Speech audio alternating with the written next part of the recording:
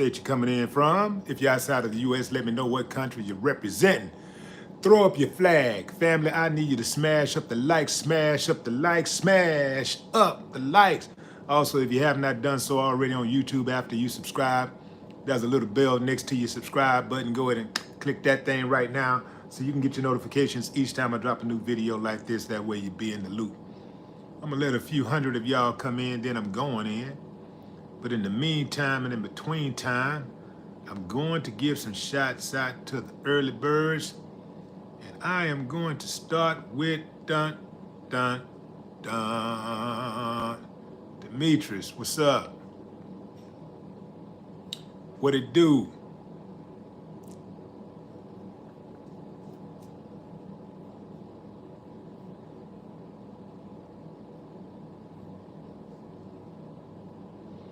Connie, what's up? Good morning. Edward Lawler, Brother Man 7, what's up? Jabron Thompson.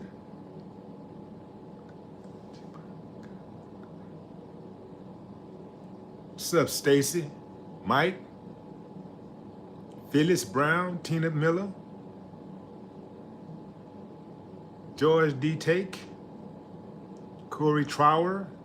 Kendrick Ballard?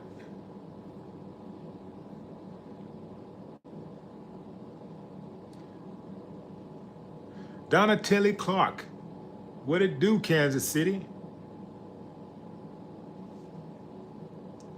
Ronnie, what's up?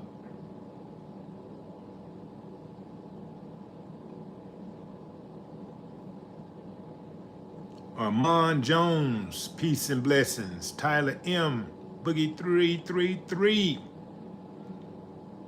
Rhonda from Harlem, New York.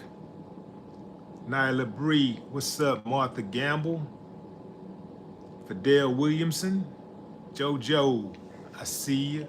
Poor hackers. Let's get into it, fam. Let's get into it. So we have this father, this son who went ballistic on the hospital staff because of the mistreatment of his father. Now, his father is an elderly man who was in the care of this nursing facility. And he said his daddy's hands were all swollen. It wasn't like that when he came in. It looked like that they had his daddy strapped down. And he was like, you got my daddy in here like he's a prisoner or something. He was really mad. He asked for the charts. He wanted to see the charts. He wanted to see everything that they've given him, every medicine, every procedure they've done. He wanted to see the charts. So the one of the staff members, the male staff members, he starts gaslighting him. You need to calm down and blah, blah, blah. And, you know, we're going to call the police. They love weaponizing the police, boy. We're going to call the police. So he tried to talking about calling the police. But Buddy kept his foot on the gas. So here's the thing, fam.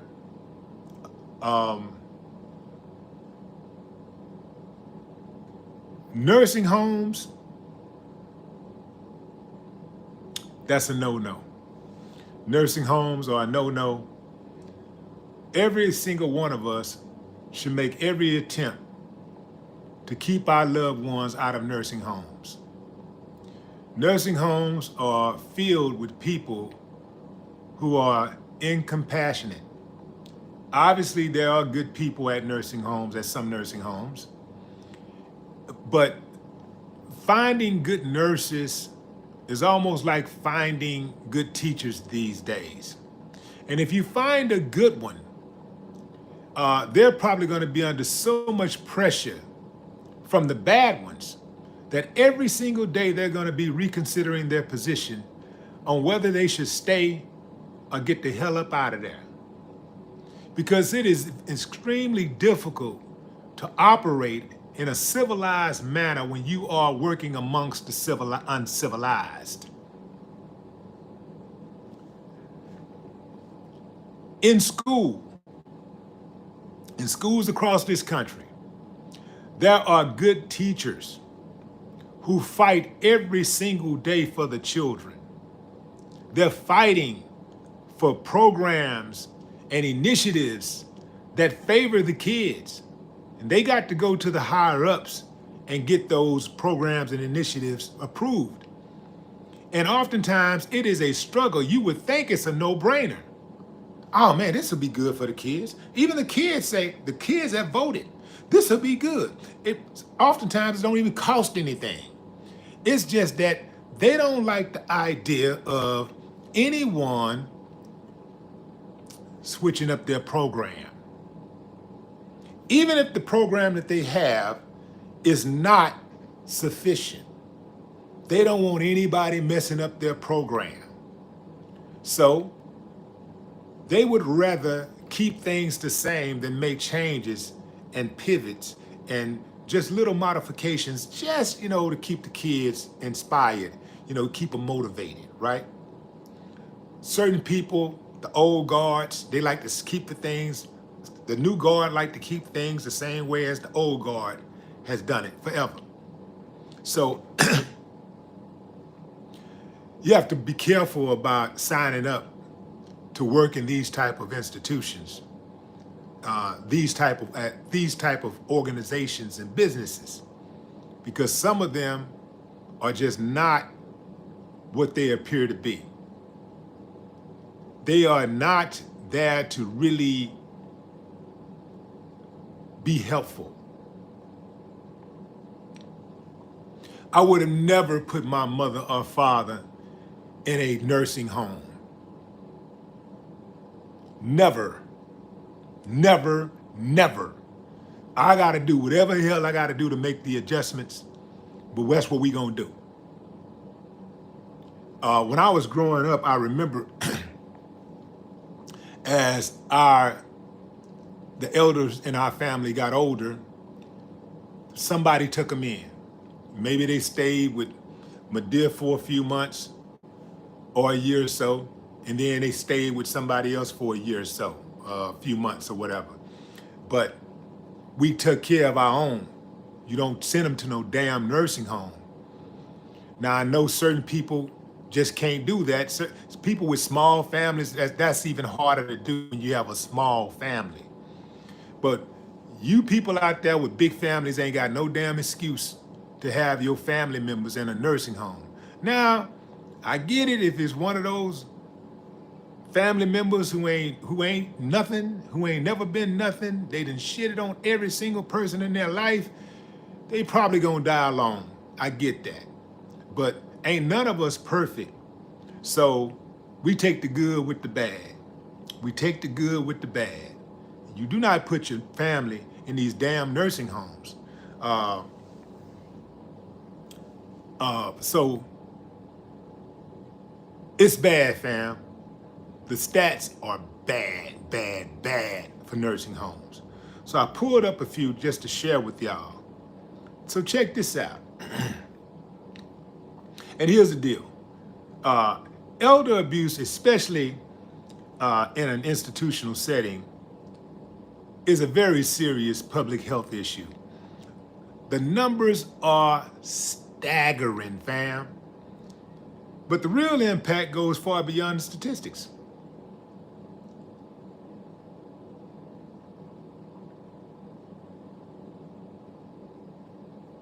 It's the broken trust, the shattered dignity, and the preventable suffering that, in my opinion, is the most sickening. The last one, the preventable suffering. Oftentimes, it happens because a lot of times elder people the elderly who are in nursing homes are despondent. They don't have their cognitive skills. They can't tell you everything that happened that day. If somebody hits them, they can't tell you who hit them. All they can tell you, sometimes they don't even remember being hit. They just know something hurts.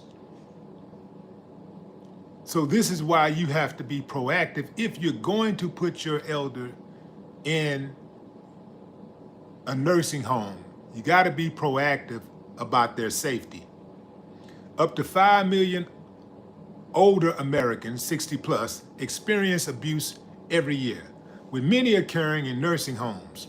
In 2023, about 16% of nursing homes residents reported abuse, compared to 10% among seniors living at home. Did you hear what I said? About 16% reported abuse at institutions, compared to about 10% living at home. So even the ones who live at home can face abuse. But in institutions, it's about 50% higher. Yeah. U.S. facilities received 94,499 health citations in 2023. 8.1% were directly related to abuse, neglect, or exploitation.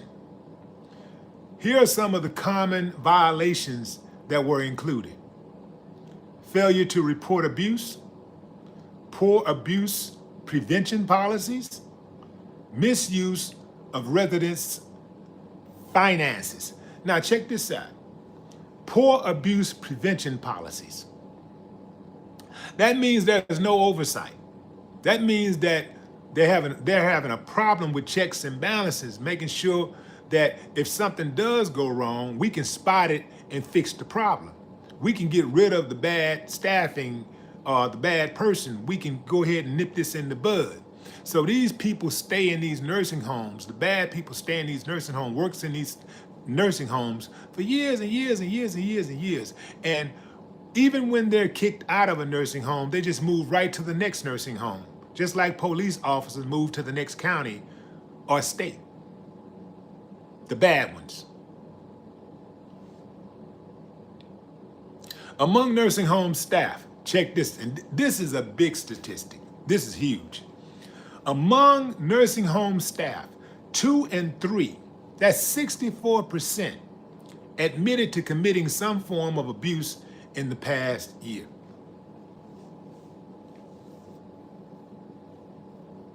Two in 3 of nursing home staff admits to committing some form of abuse. 2 and 3. That means if your loved one is in a nursing home facility, more than likely they're being abused. And listen, don't go by what happens when you show up, how nice they are, because they real good. They're real good at putting on a show when the family show up. When visitors show up, oh yeah, Mr. Johnson, oh, haven't seen you here before. Yeah, Mr. Johnson's right down there. I love Mr. Johnson. He's such a nice guy. A lot of times when they're talking like that, it'd be an inside joke. They kind of like, it's a big internal laugh. They're just having a ball with this. Yeah, Mr. Johnson, yeah. Hey, Mr. Johnson, da-da-da-da-da. Mr. Johnson ain't seen your face before. Don't even know who you are. And if he do know who you are, he know you the one that hit him last night or this morning. So they always, and don't announce that you're coming to visit. See, always do pop-up visits. Remember how when you were young, when your kids were in school, and you pop up, stick your head in the door, just to see what's going on? That's how you want to do at nursing homes. Pop up. That's what I used to do with my great aunt. I pop up on them. Let me look in there and see what's happening. You know? Pop up. If you pop up and you pop up frequently, they're less likely to abuse your loved one if they're in a nursing home. You got to pop up on them. I used to pop up at my kids' school all the time. They knew, everybody knew who I was. Oh, there you go, Mr. Dennis, Mr. Dennis. I'm popping up in the classroom. I go into the principal's office and speak to the principal. The principal was a nice lady, but still, I'm talking about when they were in elementary. But even the other schools, you know, especially I let it be known. I laid the law down when they were in elementary. Popping up, you know, because a lot of times when kids are very young, um, if they are being misused, they're not as vocal, right? So I set the standard early on. I'm popping up in, I'm popping, I'm looking. I'm looking for 2 reasons. I'm popping in for 3 reasons. 1, so that my kids can have the confidence to know that I'm always in close proximity. I got their back. 2, so that their teachers can know, oh, if I misuse this one, I'm gonna have to deal with their daddy. I gotta deal with him, so I don't wanna deal with him. So let me make sure if I do decide I wanna treat somebody kid bad, it ain't gonna be his. And 3, their classmates, their schoolmates. I kept a steady presence so that their schoolmates could know, their classmates could know. If you mess with this one, oh, you're gonna have to deal with me, partner. Oh, you absolutely gonna have to deal with me. You're not gonna be pushing mine around. So checking up on your loved ones at these nursing facilities is absolutely imperative, man. You gotta check on your people. Gotta check on your people.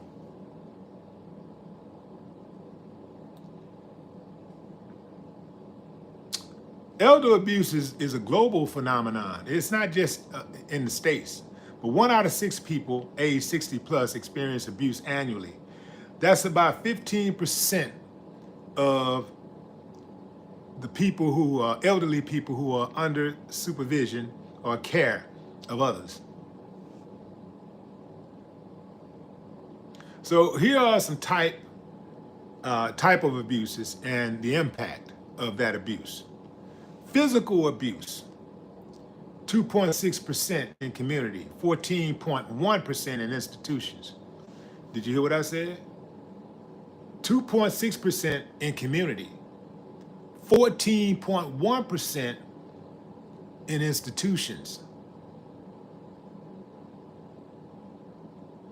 Psychological emotional abuse, 11.6% in community, 33 to 40% in nursing homes.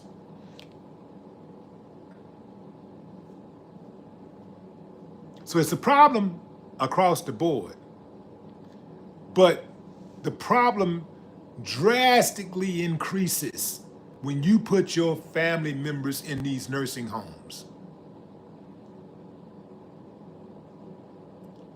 Sexual abuse, 0.9% in community, 1.9% in institutions. Financial abuse causes about $28.3 billion in annual losses in the US. So not only are they abusing your loved ones in these institutions, they're stealing from them. They're stealing their money. Some of them befriend your loved ones, gain their trust, and next thing you know, they got power of attorney.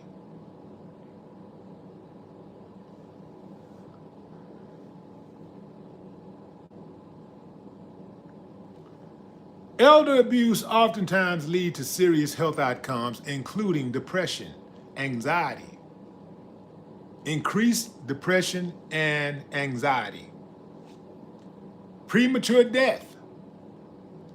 Victims are 3 times more likely to die than non-victims. So if you had a loved one who died in one of these institutions, it's a likelihood, there's a probability that they were assisted. They didn't just naturally just die.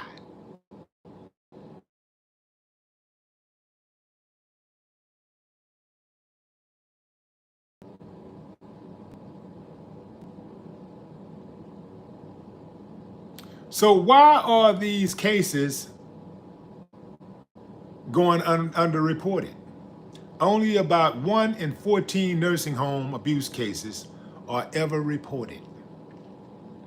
Only about 1 in 14 nursing home abuse cases are ever reported. In some regions, for example, the UK, less than 5% of expected cases are identified by medical staff.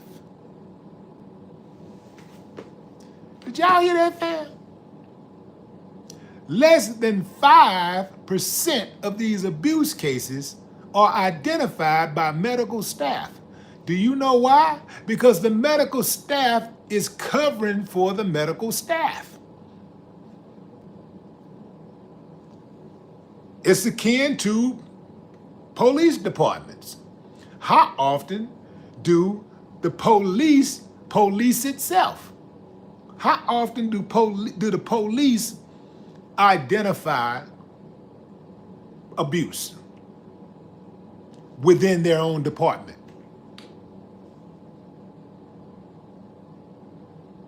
They ain't gonna tell on themselves.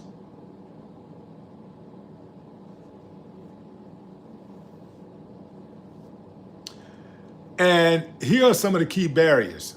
Fear of retaliation, loss of independence, cognitive impairment, lack of awareness and training among caregivers and professionals.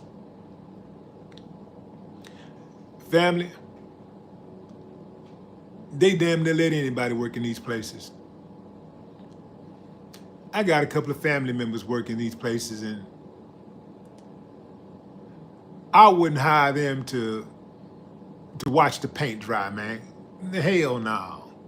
Hell no. It still amazes me to this day that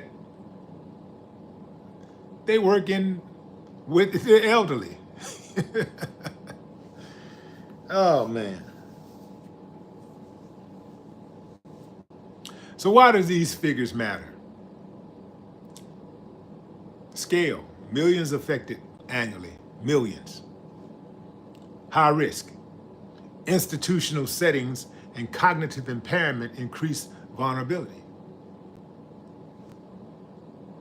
Variety, underreporting, consequences. Abuse often leads to lasting physical, emotional, and financial harm. So what's the main takeaway? You got to recognize these signs, man. You got to recognize the signs, reporting the concerns, and strengthening accountability. See, that's the biggest part. Strengthening accountability. Accountability is seldom applied across the board in all disciplines these days. Very little accountability. Even when you go all the way up to the presidency, to the office of the president, accountability it's a foreign word. You know what's funny about accountability? Most of the people who are not held accountable wants to hold others accountable. They love holding others accountable, but they themselves are not held accountable. Think about what I'm saying. Even when you look at law enforcement, man, law enforcement is quick to hold others accountable. Oh, it's law enforcement. We gotta enforce the law. Gotta enforce the law. While they themselves are not held accountable. Prosecutors, they love holding others accountable, while they themselves very seldom is held accountable for anything.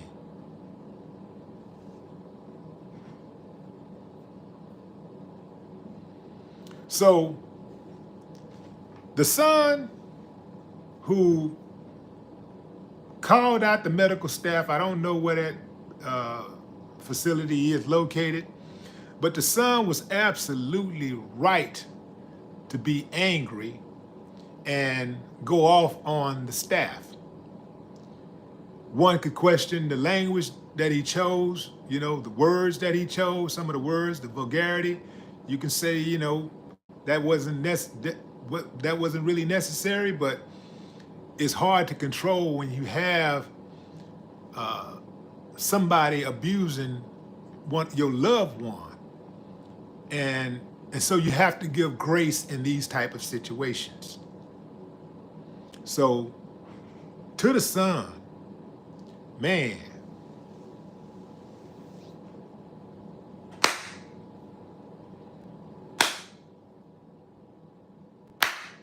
I ain't got no problem with that, bro. Keep riding for Pops, man. Keep on riding for him. He can't ride for himself anymore. You got to do it. You got to ride for him like he rode for you. When you were little and you couldn't take care of yourself, you know, you was totally reliant upon him to protect you, to keep you safe. Well, now the shoe is on the other foot, and you know, it's your turn to take the lead. He prepared you well. He prepared you well. So, yeah, look out for Pops, man. Look out for Pops. Fair exchange ain't robbery. I think all of us, if we ever found ourselves in that position, would be proud to have a son like you, bro. So you did your thing. You did the right thing. These uncivilized mutts, you checked the hell out of them. And you could tell that they were out of pocket just because they tried to gaslight you.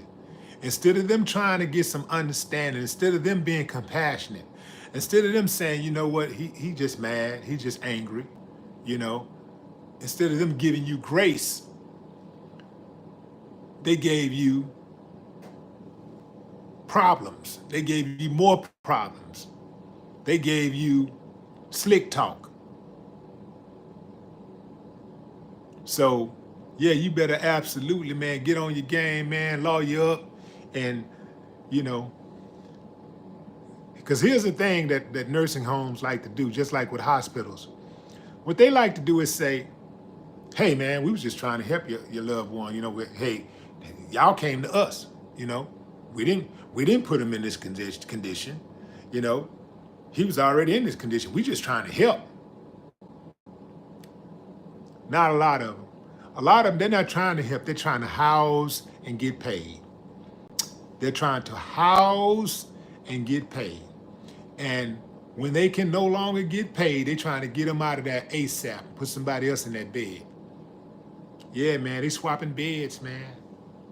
They trying to keep those beds warm at all times. If that insurance ain't up to par, you out of there. They trying to get you down. They trying to ease you on down the road. If you live in a big city and you ain't got that big money, you're gonna end up in one of these suburb cities that's adjacent to your city. You're not finna stay in the medical center. They finna get you up out of there. You going down the road. Your family gonna have to drive an hour to see you.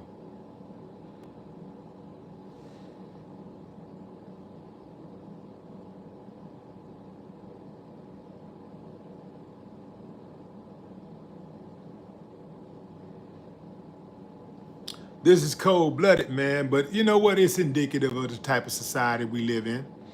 We live in a very individualized society. It's a very much a every man and woman for himself type of society. And we did it to ourselves because we allow these type of things to happen. And I'm gonna tell you something, fam, it's only gonna get worse. Ever since I've been tracking this stuff, every year it's gotten worse. I have never seen a year where we say, whoa, the numbers are way down. Whoa, the elderly people are being treated fairly now. Whoa, look at all of these 5-star nursing home facilities popping up. You know, everybody is seem like everybody is being treated better, and just the overall quality of life. Our elders are just great this year. It's like instead of it being down 15% or 20% or 30% or 50% from the previous year, this time it's up 15%, 20, 30, 50. That just has never happened. The quality of life has never drastically increased, but it has drastically decreased.